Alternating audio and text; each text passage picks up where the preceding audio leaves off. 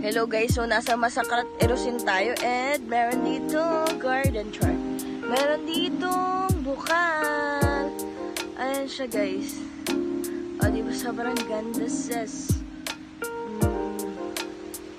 Yung lasa ng tubig niya. Ewan ko baka dahil lang uminom ako ng soft drinks, parang lasang ano.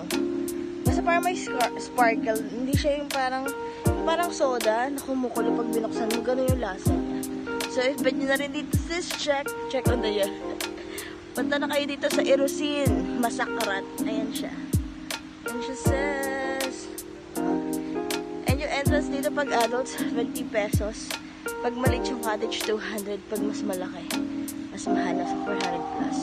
So, ayun lang. Ayan yung mga cottage natin. So, ito yung maliit. Ayun yung malaki. Ayan siya. And may mga puno rin dito and by CR din. Ayan, ang lalaki ng puno. Ayan siya. And meron din sila mga rooms dun sa kabila. Ayan, gusto nyo mag-overnight. Doon. Yan lang mga sis. Bye for now.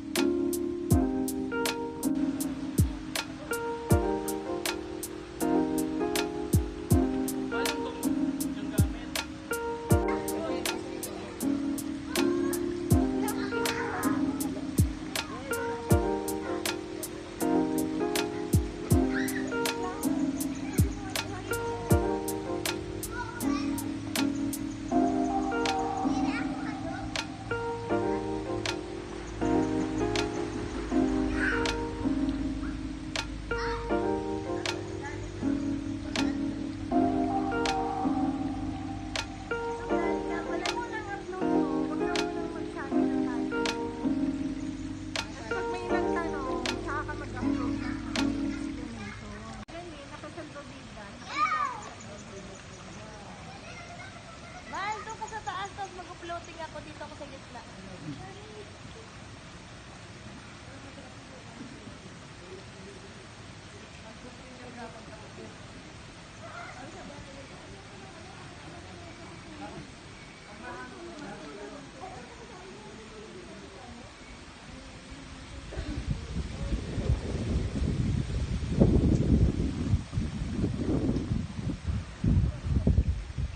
Well, picture mo ko doon. Wait lang.